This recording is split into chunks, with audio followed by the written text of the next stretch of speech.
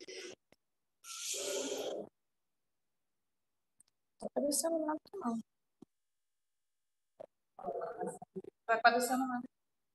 Sim. Ah, tá, mas aqui não. Boa noite a todos. Sejam todos bem-vindos. Vou iniciar com a leitura do livro Fonte Viva, de Chico Xavier, pelo Espírito Emmanuel. Lição 112. Que farei? Que farei? Paulo, Atos, capítulo 22, versículo 10. Milhares de companheiros aproximam-se do Evangelho para o culto inveterado ao comodismo. Como dominarei? Interrogam alguns. Como descansarei? Indagam outros. E os roubos se multiplicam, estranhos, reprováveis, incompreensíveis. Há quem peça reconforto barato na carne, quem reclame afeições indébitas, quem suspire por negócios inconfessáveis e quem exija recursos para dificultar o serviço da paz e do bem. A pergunta do apóstolo Paulo, no justo momento em que se vê agraciado pela presença divina, é padrão para todos os aprendizes e seguidores da Boa Nova. O grande trabalhador da revelação não pede transferência da terra para o céu e nem descamba para sugestões de favoritismo ao seu círculo pessoal. Não roga isenção de responsabilidade, nem foge ao dever da luta. Que farei? Disse a Jesus, compreendendo o impositivo do esforço que lhe cabia. E o mestre determina que o companheiro se levante para a sementeira de luz e de amor, com o próprio sacrifício. Se fosse chamado à fé, não recorras ao divino orientador, suplicando privilégios e benefícios que justifique tua permanência na estagnação espiritual. Procuremos com o Senhor o serviço que a sua infinita bondade nos reserva e caminharemos vitoriosos para a sublime renovação. Agora nós vamos fechar os nossos olhos, elevar o nosso pensamento ao mais alto, ao Mestre Jesus, à minha Mãe Santíssima, aos amigos espirituais responsáveis pela noite de hoje, agradecendo a eles pela oportunidade de estarmos juntos aqui para ouvir a palavra do Mestre. Que possamos ter mais compreensão, paciência, perseverança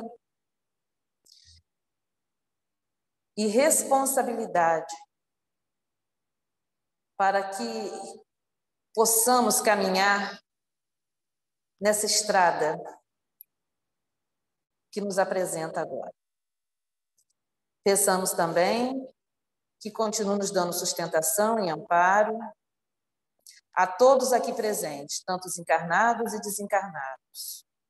Que possamos ter fé e paciência para continuarmos nessa caminhada.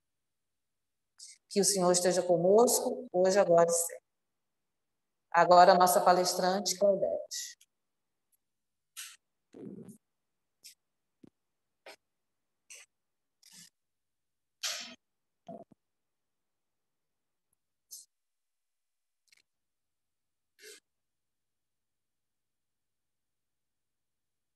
Boa noite a todos. Ai, que lição bonita, né, de Emmanuel, para a gente começar a nossa noite. Que farei, né?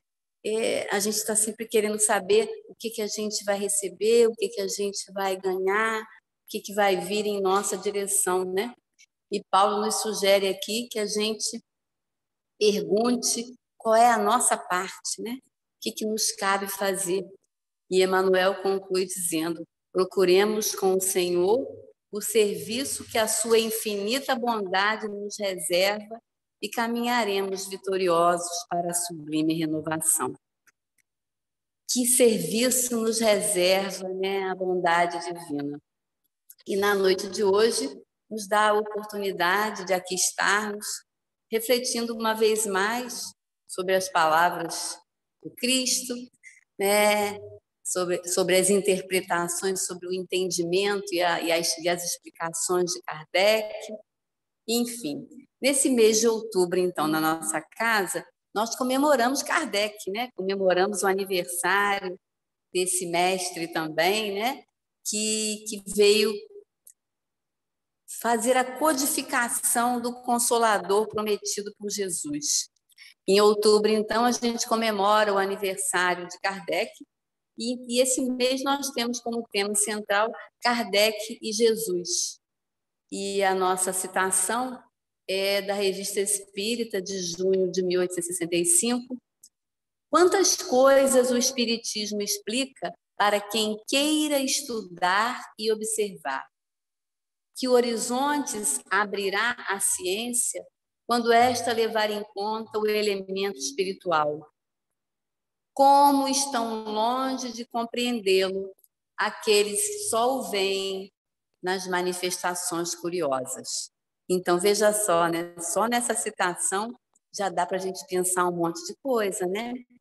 Será que nós temos querido estudar e observar, principalmente observar a nós mesmos, né? E ver o quanto ainda precisamos, ainda temos tantos que fazeres íntimos para nos melhorar? Será que temos levado em conta o elemento espiritual que somos nós, apenas momentaneamente revestidos de um corpo? Será que temos considerado esse aspecto no nosso dia a dia, nos nossos quefazeres diários? E mais ainda, né? Será que ainda estamos distante do que o Espiritismo nos oferece, ainda voltados para as manifestações curiosas? E é sobre as manifestações curiosas, não desse ponto de vista exatamente, que a gente vai falar hoje, né? Porque as manifestações curiosas, elas falam da mediunidade, mas curiosas do ponto de vista fenomênico. E a gente vai, evidentemente, abordar a mediunidade sob o ponto de vista, né, de Kardec, sob o ponto de vista de Jesus, sob o ponto de vista mais ampliado. Temos, então, como objetivo para o nosso mês refletirmos sobre o nosso aproveitamento da doutrina espírita, codificada por Kardec, compreendendo que todo o ensinamento de Jesus está contido nela. Veja só, a doutrina espírita veio explicar o que Jesus não pôde explicar ao seu tempo, porque não éramos ainda capazes de bem compreender. Veio falar de novo daquilo que ficou meio esquecido e veio ficar conosco para sempre, conforme prometeu Jesus, né? Porque a codificação a gente tem ela ao nosso alcance nos livros, nas vivências, nos encontros, na casa espírita, na vida, e as observações e estudos, elas devem se ampliar a esse tantão aí que a gente tem pela frente.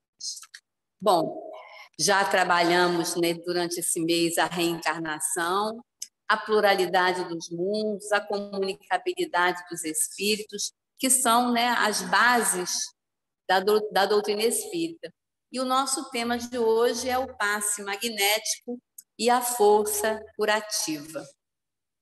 E a gente vai começar, então, caminhando um pouco, como a gente disse, pela questão da mediunidade. E vamos, então... A nossa bibliografia oferecida esse mês foi o Evangelho segundo o Espiritismo, a gente vai usar mais daqui a pouco, o Livro dos Médiuns, em algumas partes, falando sobre a mediunidade curadora, sobre a influência moral do médium, e a gente usou como embasamento, e a Gênese, que traz o caso que vai valer, que é a nossa sugestão principal para o dia, né? Que é a passagem de Jesus com a filha de Jairo. Mas a gente vai falar dela um pouco mais adiante. Então, a gente vai começar pensando um pouco sobre mediunidade, com Emmanuel também no livro Caminho, Verdade e Vida, a lição 10. E ele começa assim, ele vai comentar uma passagem de Pedro nos Atos dos Apóstolos, capítulo 2, versículo 17. E nos últimos dias acontecerá, diz o Senhor, que do meu espírito derramarei sobre toda a carne. Os vossos filhos e as vossas filhas profetizarão. Vossos mancebos terão visões, e os vossos velhos sonharão sonhos. Então, essa foi uma fala de Pedro, nos Atos do que está descrito nos Atos dos Apóstolos, no dia do Pentecostes. O Pentecostes era uma festa que reunia gente de toda parte em Jerusalém. Eles comemoravam nesse dia o recebimento por Moisés das tábuas da lei. Eles comemoravam no 50º dia após a Páscoa, o aniversário, vamos dizer assim, embora seja uma data móvel, né, do recebimento das tábuas da lei lá por Moisés, que não foi mais do que também uma questão mediúnica, né? Então, Emmanuel nos coloca assim: no dia de Pentecostes, Jerusalém estava, então era uma festa, né? Eles se reuniam nesse dia para comemorar. Jerusalém estava repleta de forasteiros, filhos da Mesopotâmia, da Frígia, da Líbia, do Egito, cretenses, árabes, partos e romanos se aglomeravam na praça extensa, quando os discípulos humildes do Nazareno, porque aquele era um Pentecostes especial, Jesus havia partido na última Páscoa, né? E os discípulos do Nazareno anunciaram a boa nova, atendendo a cada grupo da multidão em seu idioma particular. Essa foi a diferença daquele dia. Eles falavam com esses estrangeiros, com esses forasteiros, cada um na língua que eles compreendiam, embora eles próprios não fossem conhecedores, né, conscientemente daquela linguagem, daquela língua, né? Mas eles falavam. E aquilo já pode trazer para nós a ideia de uma reunião que envolve todos e que não há separação. Nem mesmo a língua diferente pode impedir que estejamos juntos, né? Então, eles falavam com cada um no seu idioma particular. Uma onda de surpresa e de alegria invadiu o espírito geral, porque eles falavam da boa nova de Jesus de um jeito que cada um entendia na língua que usava. Mas não faltaram os céticos no divino concerto, atribuindo a loucura e a embriaguez à revelação observada, porque aquela era, francamente, uma manifestação mediúnica. Se eles não tinham esse conhecimento e eles falavam envolvidos por espíritos que conheciam aquela linguagem que eles estavam usando. Mas alguns não acreditaram, né? Porque Kardec já disse, não adianta querer ver para crer, é preciso crer para ver. Crer nos permite ver aquilo que está além, aquilo que não está nos nossos sentidos físicos, mas a gente compreende e aí a gente pode ver. Mas então acharam que os discípulos estavam loucos ou embriagados. E aí Simão se destaca e esclarece que se trata da luz prometida pelos céus à escuridão da carne. E aí ele fala esse jeito aqui que está citado nos Atos, né? Que do meu espírito derramarei sobre toda a carne.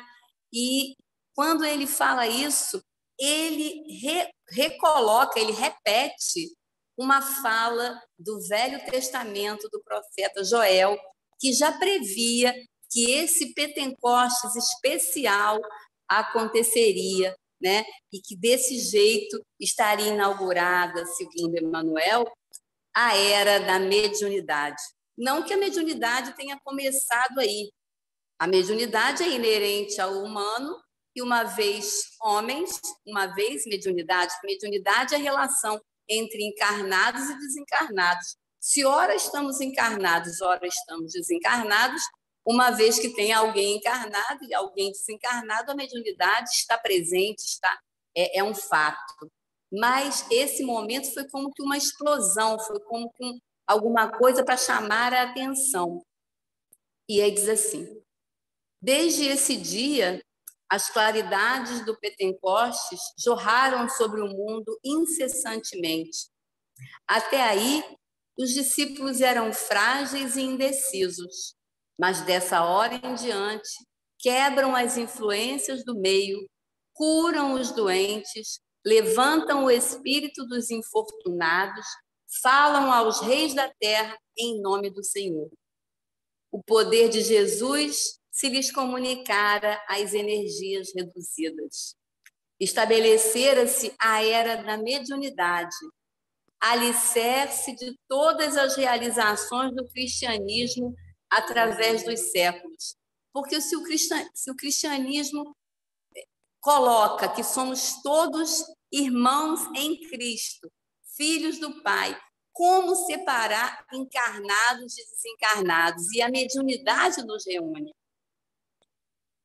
E aí, Emmanuel ainda conclui assim: contra o seu influxo trabalham até hoje os prejuízos morais que avassalam os caminhos do homem.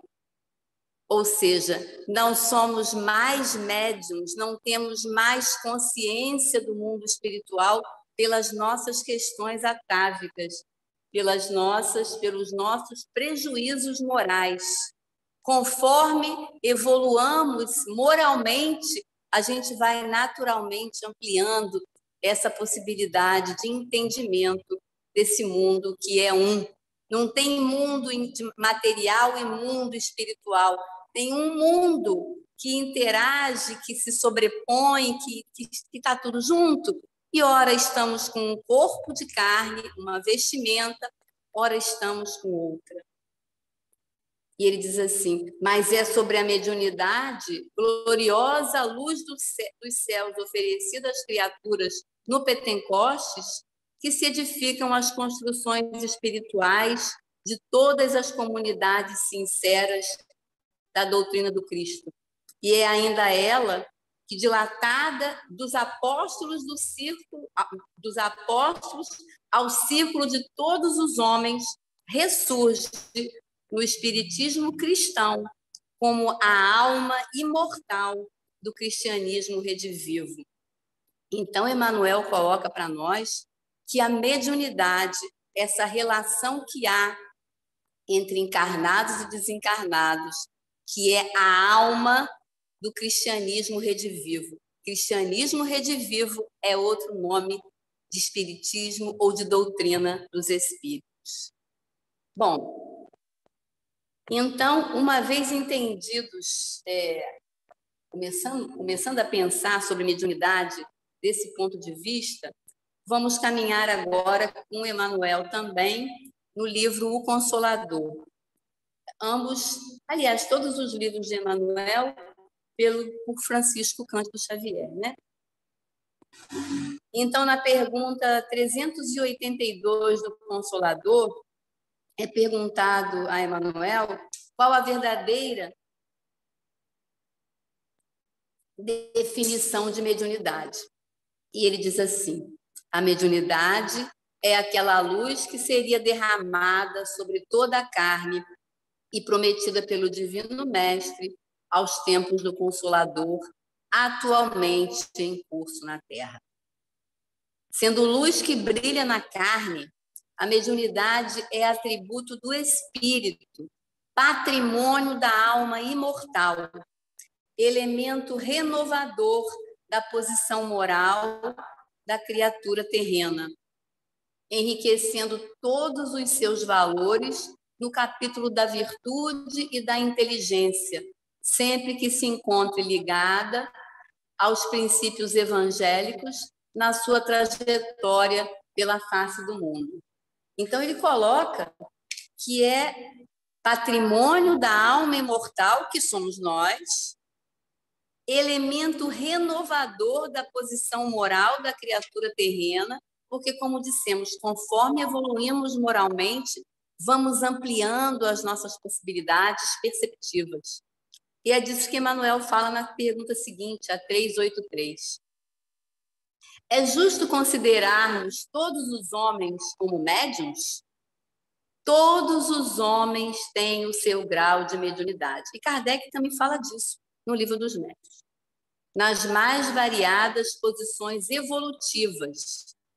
E esse atributo do espírito representa ainda a alvorada de novas percepções para o homem do futuro, quando, pelo avanço da mentalidade do mundo, as criaturas humanas verão alargar-se a janela acanhada dos seus 5 sentidos. Então, como coloca lá a nossa epígrafe do mês, manifestações curiosas.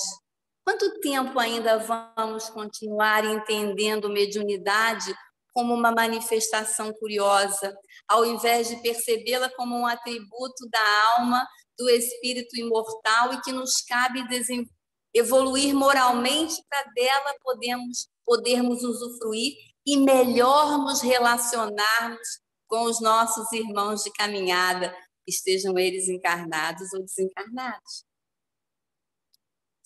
E aí, a gente tem no Evangelho segundo o Espiritismo, no capítulo 26, o capítulo 26 é o capítulo Dai gratuitamente, o que gratuitamente recebeste, e no item 10, Kardec coloca assim: a mediunidade é coisa santa que deve ser praticada santamente, religiosamente. O que a gente deve entender por isso, né?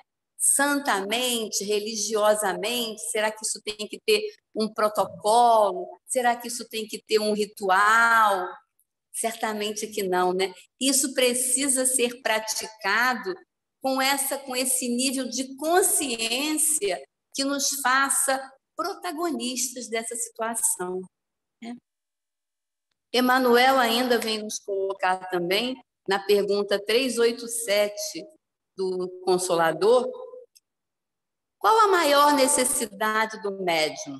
E se todos somos, se todos precisamos evoluir para que essa mediunidade melhor aflore, ele diz assim: a primeira necessidade do médium é evangelizar-se a si mesmo. Fácil, né? Evangelizar-se a si mesmo. Mas é isso, né?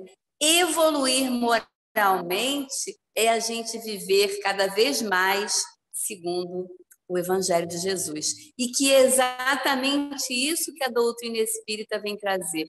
Então, a gente vê nesse nosso primeiro panorama que Joel, profeta do Velho Testamento, já falava do Pentecostes que ia acontecer após a passagem de Jesus na Terra.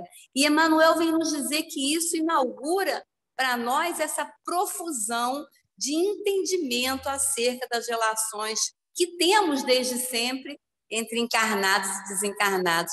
Mas o que a doutrina espírita vem nos trazer não é alguma coisa nova, ela vem apenas colocar os pingos nos is e vem nos fazer tomar consciência do que vivemos muitas vezes sem perceber. Vamos então caminhar um pouco mais especificamente sobre o nosso tema de hoje, né, que é o passe magnético e a força curativa, e a gente vai falar um pouco dos processos de cura. Vamos continuar caminhando com o Consolador, mas agora numa outra parte, que é na pergunta 96, quando é perguntado a Emmanuel assim: toda moléstia do corpo tem ascendentes espirituais? Ou seja, tudo que eu adoeço na carne tem referência comigo enquanto espírito? Sim. As chagas da alma se manifestam através do envoltório humano. O corpo doente reflete o panorama interior do espírito enfermo. A patogenia é um conjunto de inferioridade do aparelho psíquico.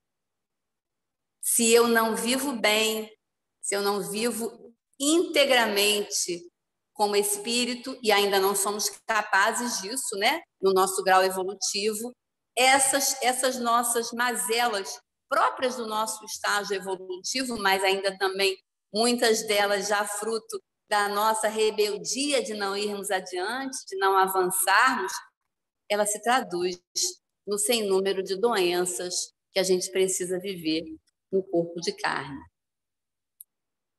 E aí ele diz assim: é ainda na alma que reside a fonte primária de todos os recursos medicamentosos definitivos. Olha aí, a alma é a fonte do adoecimento, mas é a fonte de cura.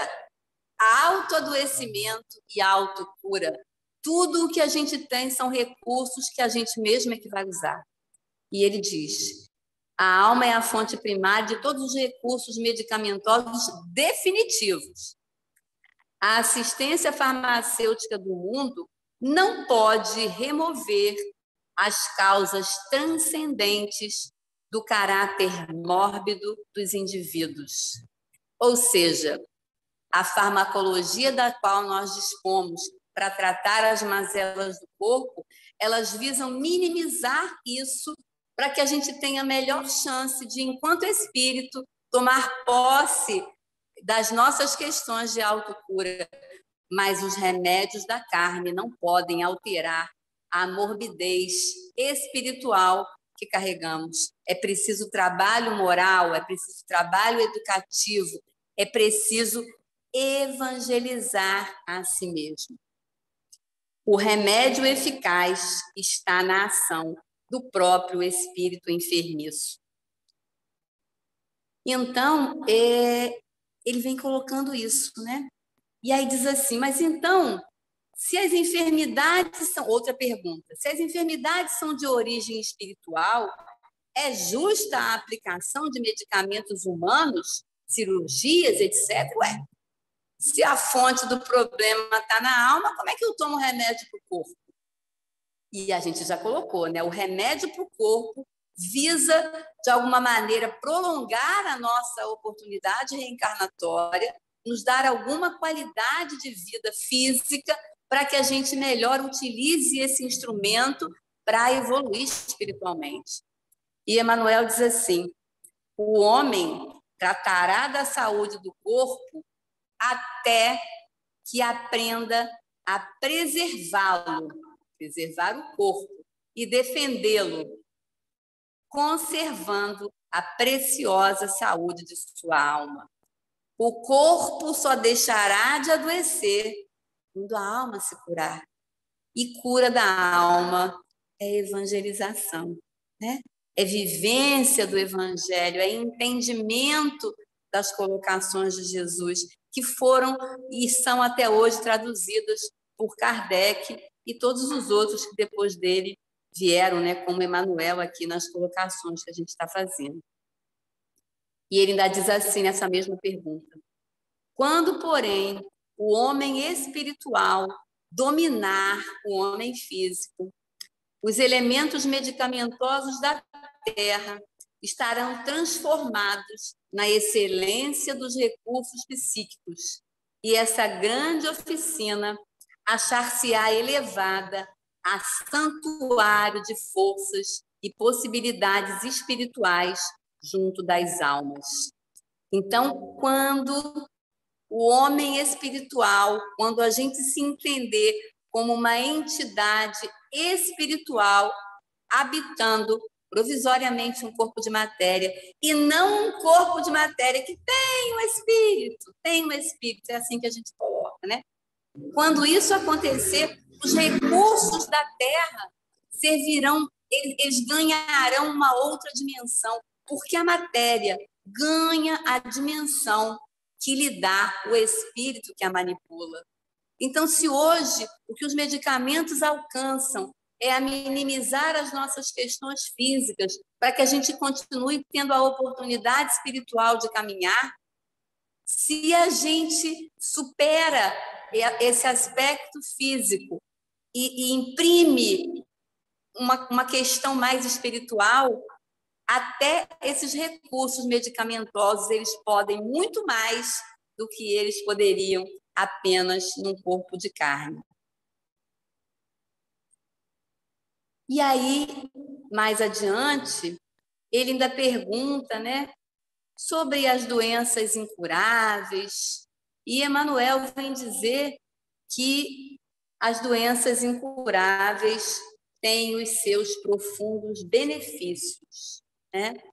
Tem os seus profundos benefícios. Que algumas coisas, elas precisam que sejam, a gente precisa ainda delas por um tempo, para que a gente possa olhar para dentro, para que possa refletir, para que possa repensar.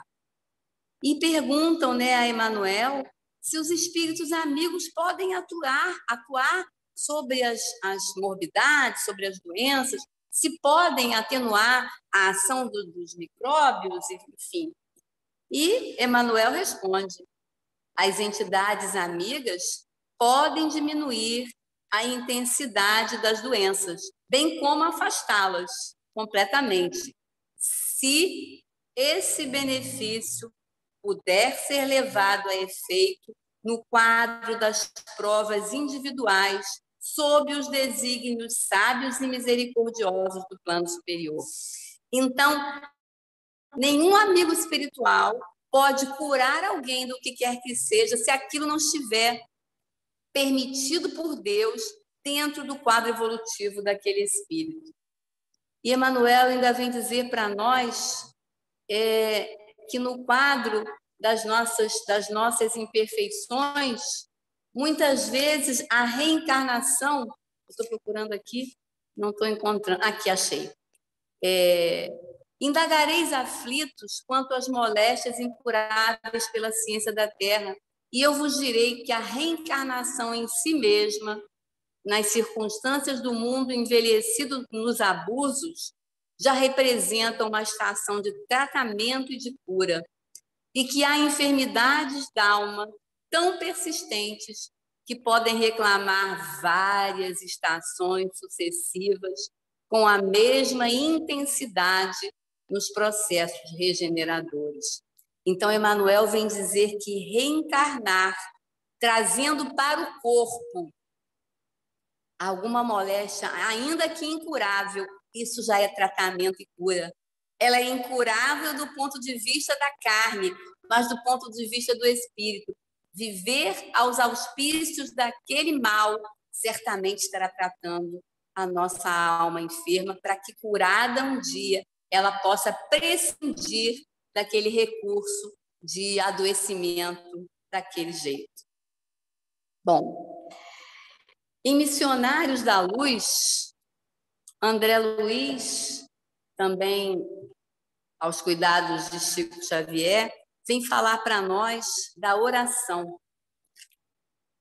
Da oração como sendo esse grande antídoto para qualquer mal. E aqui eles estão assistindo um rapaz que tem, pelas suas escolhas ainda nessa encarnação, envolvimentos, está muito marcado pelas vivências sexuais e de uma maneira envolvida com entidades também que acabam gostando das mesmas vibrações que ele, mas ele casou e está tentando fazer diferente, mas ele próprio ainda não tomou uma decisão muito firme. Mas a mulher dele é uma jovem que, como diz aqui, aqui reside uma irmã que tem a felicidade de cultivar a oração fervorosa e reta. E aí vai dizer o quanto de benefício aquela prece pode trazer para aquele espírito, embora não vá fazer o trabalho que é o dele, porque a escolha é dele, mas ela pode e tem feito todo um trabalho nessa direção. E Alexandre, né, que é o amigo espiritual a quem André acompanha nesse livro, diz assim: a prece não é movimento mecânico de lábios, nem disco de fácil repetição no aparelho da mente. É vibração, energia, poder.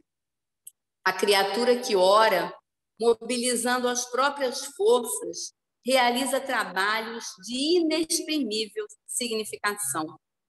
Semelhante estado psíquico descortina forças ignoradas, revela a nossa origem divina e coloca-nos em contato com as fontes superiores. A oração é um elemento de cura da alma, de cura das nossas mazelas espirituais. É um esforço de estarmos em comunhão com o mais alto, que certamente vai acordar em nós o nosso potencial divino, para que a gente possa ir aos poucos incorporando na vida o Evangelho de Jesus. E ele ainda diz assim: nesse círculo de permuta incessante, na prece, os raios divinos, expedidos pela oração santificadora, convertem-se em fatores adiantados de cooperação eficiente e definitiva na cura do corpo, na renovação da alma e iluminação da consciência, porque tudo tem que acontecer simultaneamente. Porque se a gente cura uma doença do corpo, mas não cura a mazela da alma que a originou, o que vai acontecer? Outra coisa no corpo vai adoecer, né? Então, tem que curar o corpo, tem que curar a alma e tem que iluminar a consciência. Toda prece elevada é manancial de magnetismo criador e vivificante. E toda criatura que cultiva a oração, com o devido equilíbrio do sentimento, transforma-se gradativamente em foco irradiante de energias da divindade. Então, veja só, se torna elemento de cura para si, ou como no caso da nossa companheira aqui, ela já irradia em volta, porque onde ela está sempre em volta com as vibrações que se originam dela própria. Então, vamos falar um pouco do passe. E ainda no Consolador, Emmanuel vem falar para nós do passe. Ele vem nos dizer, pergunta 98, aqui. Nos processos de cura, como deveremos compreender o passe? Que eu falei da oração e agora estou falando do passe, estou falando dos processos de cura. E aí ele fala, né? Assim como a transfusão de sangue representa uma renovação das forças físicas, o passe é uma transfusão de energias psíquicas, com a diferença de que os recursos orgânicos são retirados de um reservatório limitado e os elementos psíquicos o são do reservatório ilimitado das forças espirituais. E aí ele segue perguntando, né, como é que a gente deve receber e dar o passe. E ele diz que não precisa poderá obedecer a qualquer fórmula que de alguma maneira deixe confortáveis aqueles que ali estão. E ele conclui assim: a prática do bem pode assumir as fórmulas mais diversas. Sua essência, porém, é sempre a mesma diante do Senhor. Então, desde que seja uma prática do bem, né, aquilo vai resultar no que é necessário. Mas ele coloca que o plano espiritual não pode quebrar o ritmo das leis do esforço próprio. E que, na verdade, cada um precisa ser o médico de si mesmo, precisa cuidar de si para que não adoeça na alma e para que possa se curar dela própria através da prática do Evangelho. Bom, a nossa passagem sugerida como base é a passagem da cura da filha de Jairo. Jairo era um dos grandes, né, na sinagoga, e ele vem pedir a Jesus que vá impor as mãos sobre a sua filha, que estava morta, né, que estava moribunda. E a passagem diz assim: e rogava-lhe muito, dizendo: minha filha está moribunda, rogo-te que venhas e lhe imponhas as mãos para que sare e viva. Está em Marcos, capítulo 5, versículo 23. E eu estou usando o Caminho, Verdade e Vida, lição 153. E Emmanuel vem colocar, né, que Jesus impunha as mãos e que, claro, o seu influxo magnético não se compara ao de qualquer de nós, né? E ele também diz a mesma coisa aqui. Os passes, como transfusões de forças psíquicas, em que preciosas energias espirituais fluem dos mensageiros do Cristo para os doadores e beneficiários, representam a continuidade do esforço do Mestre para atenuar os sofrimentos do mundo. Então, ele chega e a menina está dada como morta e ele diz, não, ela só dorme, levanta, levanta, menina, e anda, né? E caminha para os que te amam, e ela acorda, né? E claro que a gente sabe que isso não é um milagre, né? E na Gênese, Kardec vem esclarecer para nós que seria contrário às leis da natureza e, portanto, milagroso o fato de voltar à vida corpórea um indivíduo que se achasse realmente morto. Ora, não há mistério se recorra a essa ordem de fatos para ter-se a explicação das ressurreições que Jesus operou, como no caso da filha de Jairo. E aí ele diz que mesmo na atualidade, muitas vezes é confundido, morreu, não morreu, e isso é fato, né? E aí ele diz assim, Kardec, dado o poder fluídico de Jesus, nada de espantoso há em que esse fluido vivificante, acionado por uma vontade forte, haja reanimado os sentidos em torpor, que haja mesmo feito voltar ao corpo o espírito prestes a abandoná-lo, uma vez que o laço perispirítico ainda não se rompera definitivamente. Então, na verdade, ele vem explicar que aquilo foi um influxo magnético que a menina estava torporizada ou por uma catalepsia ou por alguma coisa similar, e ela acorda ao influxo das energias de Jesus. Mas também nos Missionários da Luz, André Luiz vem trazer para nós um caso similar, no capítulo 7, que tem por título Socorro Espiritual. Então, se Jesus podia isso, mas ele diz que nós também podemos muito, né?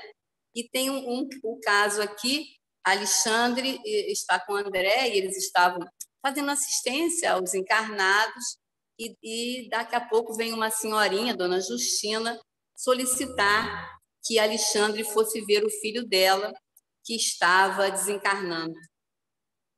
E Alexandre vai rapidamente, e como aquilo estava, ele havia piorado o seu quadro de saúde física, porque havia-se, como ele diz aqui,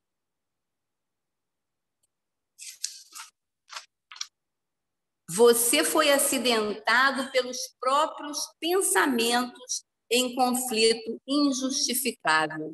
Suas preocupações excessivas criaram-lhe elementos de desorganização cerebral. Então, ele estava tendo um acidente vascular cerebral porque ele tinha se preocupado demais da conta com coisas que ele precisava resolver. Mas como as coisas que ele precisava resolver enquanto encarnado eram legítimas e aquilo tinha sido, vamos dizer, um acidente de percurso, Alexandre vai lá e faz toda uma manobra, pede a outros mensageiros que também trabalhavam ali por perto para trazerem um encarnado para doação de fluido animalizado, já que o filho de Justina estava encarnado e o objetivo é de que ele continuasse por ainda algum tempo encarnado. Então, ele traz alguém que estava dormindo, né? Traz em espírito, e aquele espírito encarnado que tem o fluido animalizado, o fluido vital, ele faz uma doação energética impulsionado pelo magnetismo de Alexandre, e aquele espírito que, se não houvesse aquela atitude magnética, teria desencarnado ali, né? Então, por solicitação de sua mãe e porque aquilo era legítimo dentro da sua história, né? Ele consegue mais um tempo, mas ele é convocado a responder mais, a estar consciente durante o trabalho espiritual, a estar fazendo o seu esforço e ainda mais, né? Ele ganha aí 5 meses para poder resolver o que precisava ser resolvido. Mas Alexandre coloca para a Justina, né? Que se de alguma maneira ele não asserenasse o pensamento, não mantivesse os sentimentos sob controle, não compreendesse o fluxo das coisas, não atende à nossa vontade, a gente faz uma parte nisso. A nossa vontade é potência da alma sobre nós mesmos, sobre os acontecimentos em torno, ele tem uma capacidade relativa, a gente faz uma parte, a gente impulsiona uma pedra do jogo, mas o jogo envolve muitas outras coisas que nunca estão absolutamente sob sob o nosso comando, né? Então, é isso, né? A força curativa, ela é inerente ao espírito, assim como a força adoecedora também ainda é inerente a nós mesmos. É autoadoecimento, autocura. Mas temos a prece, temos o passe, temos todos esses recursos na natureza que nos reforçam, né? E aí a gente conclui o nosso estudo da noite pensando, né? E veja só, isso veio desde Jesus, a gente tem essas notícias, mas desde sempre, curar e se relacionar encarnados e desencarnados, isso é inerente ao homem. Então, Jesus trouxe essas questões para nós, Kardec vem traduzi-la, então, Kardec e Jesus, né, que é o nosso tema do mês, tudo a ver. E a gente conclui voltando ao objetivo do nosso mês, que nos pergunta sobre o nosso aproveitamento desses conhecimentos que têm nos chegado. E a gente agora especifica dentro daquilo que a gente trouxe hoje. Como temos aproveitado os conhecimentos sobre mediunidade em nosso processo de espiritualização? Já que mediunidade é essa relação entre nós e é esse aumento da nossa capacidade perceptiva a partir de uma moralização, de uma evangelização. Como temos aproveitado esses conhecimentos em nós mesmos? E os da força curativa? Como temos aproveitado nos nossos processos de autocura? Ou será que a gente ainda vai permanecer por muito tempo compreendendo essas coisas como manifestações curiosas? Será que ainda vamos estar esperando que alguma coisa nos acometa para que a gente mude? É preciso que a gente compreenda o convite de Jesus, de Deus e de Jesus, para que sejamos co-criadores com Ele, co-criadores no universo, co-criadores na Terra, que tão carinhosamente nos acolhe e que está sob os cuidados de Jesus desde sempre. Então, todos os que vieram antes dele e os que vêm depois, todos aqui estamos em nome do Cristo, que é o governador amoroso desse planeta.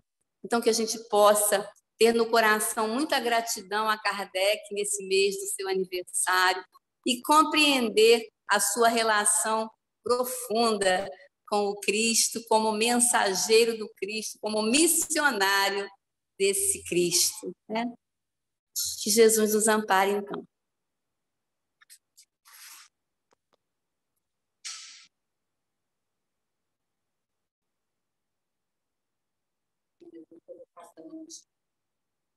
Sair da cena.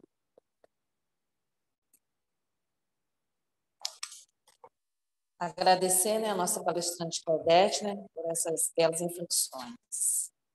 Agora eu vou pedir os médicos passistas, né, que se levante e vamos ter o passe ao som da música, ao término da música, vamos fazer a nossa prece final.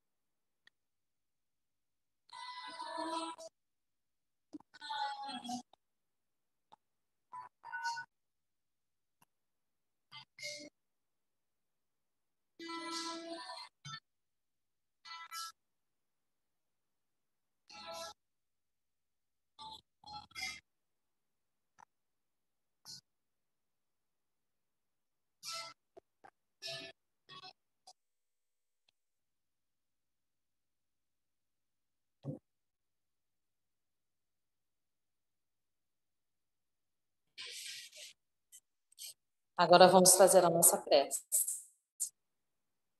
Fechar os nossos olhos, elevar o nosso pensamento a mais alto. Agradecer ao Mestre Jesus, ao anjo da guarda. Só agradecer a oportunidade de estarmos aqui. Agradecer por essa casa bendita, por essa doutrina que nos traz tanto conhecimento, tanta inspiração, que nos dá a oportunidade da mudança. Basta cada um de nós querer. Que tudo que foi dito aqui hoje pela palestrante possa penetrar os nossos corações, a nossa mente, e usando também que o Espiritismo nos traz, que possamos fazer a nossa reforma íntima, usar todos os recursos que temos em mão para a nossa mudança. Que o Senhor esteja conosco, hoje, amanhã e sempre. Que assim seja.